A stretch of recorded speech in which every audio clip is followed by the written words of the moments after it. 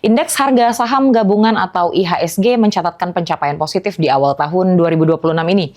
Indeks saham acuan ini berhasil menembus level 9.000 didorong sentimen global yang membuat pasar merespon lebih agresif.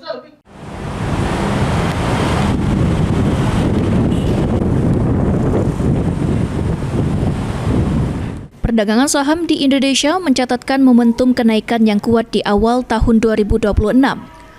Menurut Penny Handayani dari perwakilan Philips Sekuritas Indonesia Cabang Palembang, dalam 5 tahun terakhir, IHSG telah naik sebesar 40,57%, menunjukkan tren penguatan yang cukup signifikan.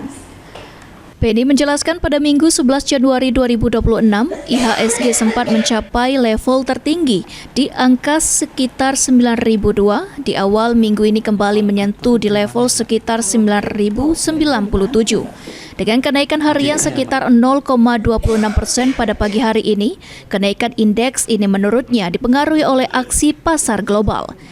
Penny juga mengatakan optimisme untuk pergerakan IHSG ke depan dengan level 9.000-an yang sudah dicapai.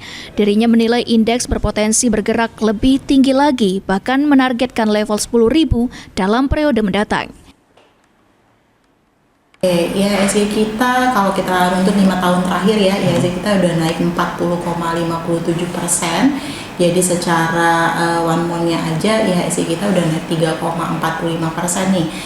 Kemarin sempat menyentuh level tertingginya di level 9.002 rupiah,92.